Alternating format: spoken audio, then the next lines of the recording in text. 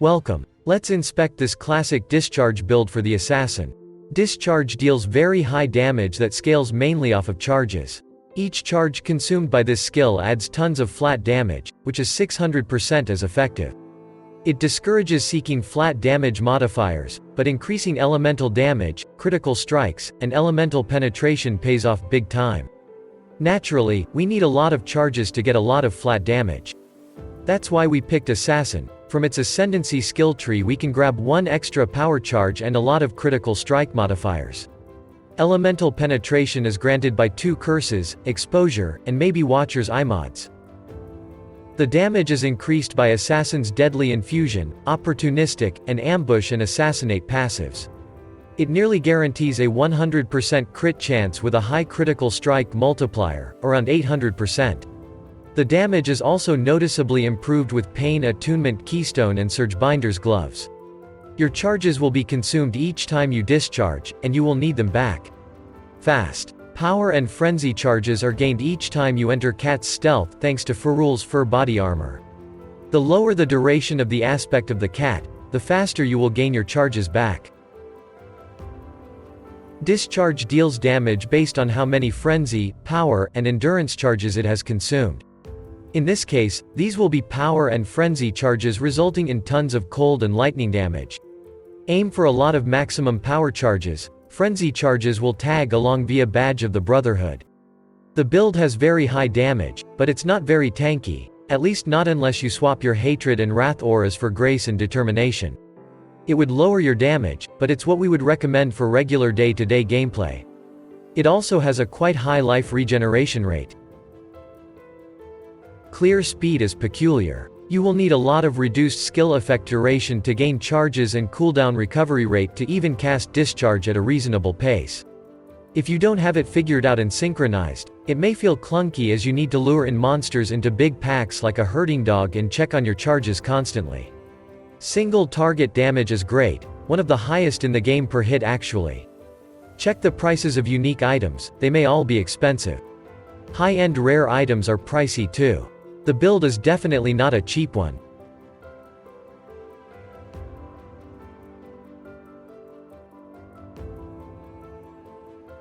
The required unique items are Void Batteries, Ferul's Fur, Surgebinders, and Badge of the Brotherhood. Other unique gear pieces we've listed are optional or heavily damage-oriented. With Heat Shiver you'll have to chill and freeze, so don't use it with Elemental Focus in your discharge setup. Equip it for more damage. You can also corrupt it for extra power charge. 2 Void Batteries will extend your maximum power charge cap and increase your spell damage by around 500%. It's the most optimal configuration, but you can also consider wearing a shield if you lack survivability. Ferul's Fur generates all the charges for you. The aspect of the cat is a skill that you should reduce the duration of to gain charges with higher frequency. Replica Inya's Epiphany is a very good option, given you can become elusive by using Withering Step, and you don't need resistances. It grants some damage, a lot of movement speed, and life regeneration. All of these stats are useful. Surgebinder's Gloves are another source of increased damage. With 10 power and frenzy charges, it's up to 140% increased discharge damage. String of Servitude, increased critical strike multiplier during any flask effect, is the mod you're looking for in this belt if you're aiming for a purely DPS-oriented setup. Badge of the Brotherhood is the amulet that allows you to have as many frenzy charges as you have power charges, which makes it the best in slot item. It also increases the effect of elusive on you by around 100% if you have frenzy charges, which should encourage you to get it. Precursor's Emblem Rings are extremely expensive but can potentially improve your build like no other rare ring would. Try to get one with +1 to maximum power charges.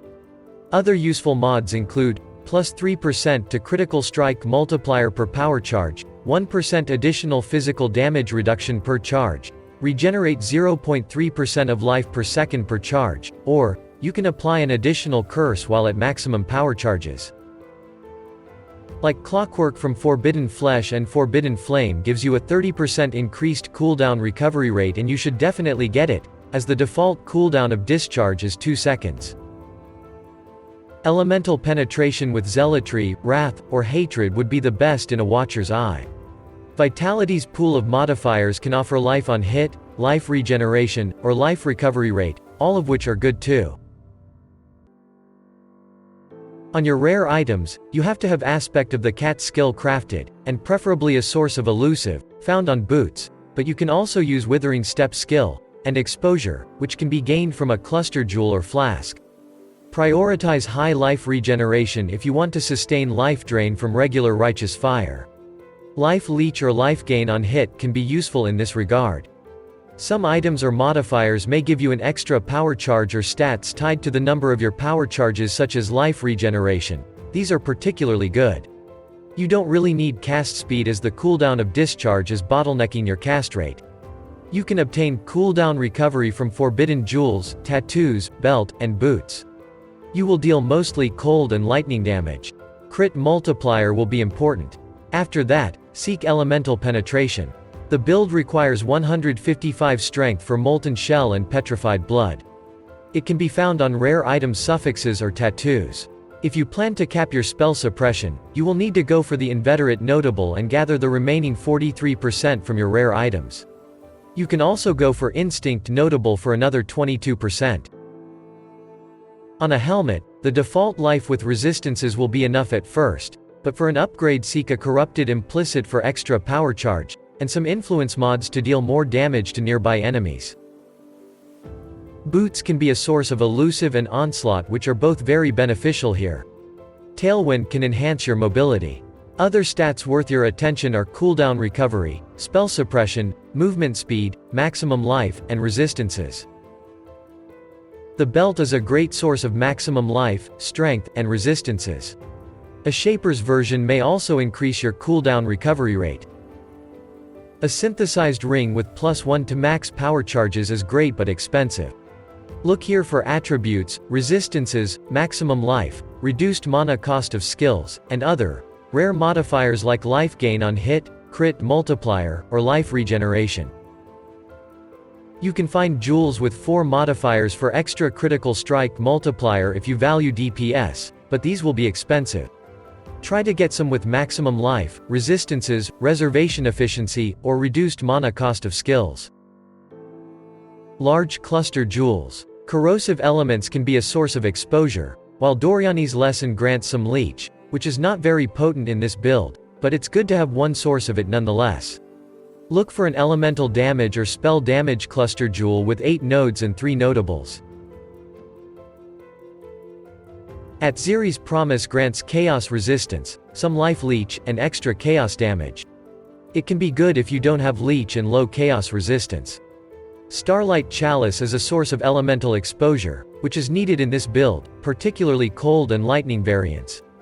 Don't use it if you already have a source of exposure. Progenesis is superb as you already use petrified blood and have a high life regeneration rate. It would be better if you could find some life recoup on your gear and skill tree, from infused flesh and vampirism, but it's excellent even without it.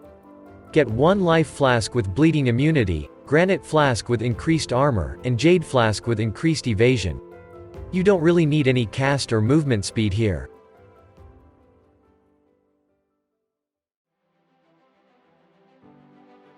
Discharge deals a lot of damage around your character and consumes all your charges. The Phantasmal version is the best one if you can generate endurance charges, but that's a dubious assumption. It will deal mostly cold and lightning damage. Link it with Empower, Elemental Focus, Concentrated Effect, Elemental Penetration, and increased critical damage. It's hard to get 4 blue sockets on a Ferul's Fur, so you can switch some of them with Cruelty, Cold Penetration, and Hypothermia support until you can color it to your liking. Hypothermia is actually great, and you should use it instead of Elemental Focus if you want to freeze and shock. It's a must-have with Heatshiver. The concentrated effect can be swapped with an increased area of effect if you're not fighting the big bosses. The following setup must be socketed in an item with the aspect of the cat, which is a rare helmet or boots. Put Swift Affliction, Less Duration, and Inspiration support gems here. Socketed support gems will also affect the aspect of the cat skill. It will switch between cat's stealth and agility faster, granting you charges more often. The skill effect duration is now very low here, rendering Lightning Warp the best movement skill. Zealotry grants you more spell damage and crit chance. It creates consecrated ground which provides you with life regeneration and reduces the effect of curses on you.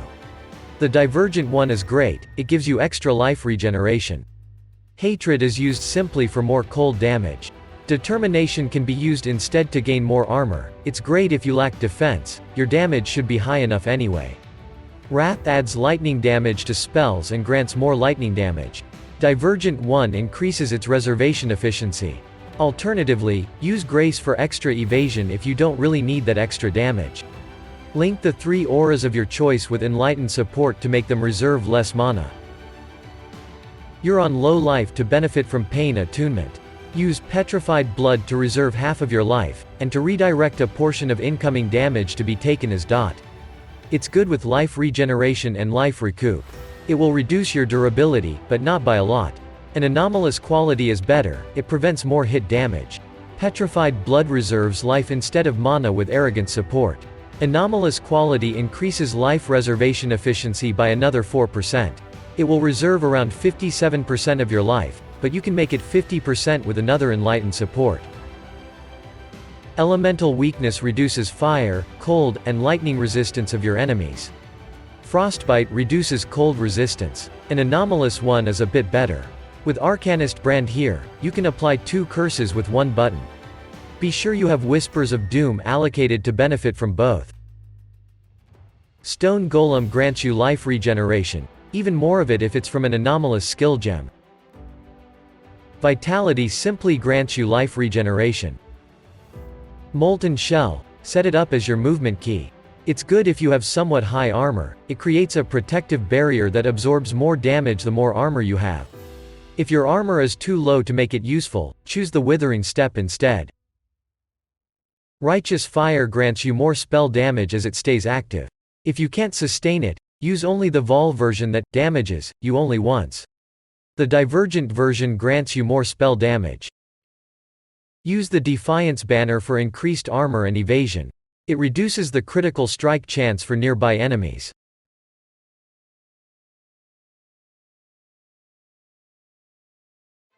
When dealing with the bandits, kill all of them for 2 extra passive skill points. Soul of Solaris seems like the best pick for bossing. It grants durability during one-on-one fights and protects you from elemental damage. Brine King is overall better for mapping as it protects you from freeze, chill, and multiple stuns. Soul of Shikari is good against poison, so we recommend it if your chaos resistance is low. Abarath is fine against ignites and burning damage. The defining characteristic of your skill tree is the necessity of grabbing all the extra power charges and the window of opportunity notable. This setup allows you to pick up 3 reservation clusters too, which is great. Spend the remaining points on critical strike nodes, maximum life, and elemental damage. Remember to take Pain Attunement Keystone. For masteries, get plus 50 life as Life Mastery, Duration Mastery for less duration, Reservation Efficiency as Mana Mastery, Crit Multiplier against bosses as Crit Mastery, Life Reservation Efficiency as Reservation Mastery, and at least minus 18% exposure power as Elemental Mastery. Remember, you can tweak the skill tree a bit to obtain more spell suppression, life recoup, or even another cluster jewel. Just don't pick up the Disciple of the Forbidden Notable. Minimum charges are bad as they cannot be consumed. That is all you need to know, hopefully. If you found the video informative, leave a like or subscribe to the channel. So long.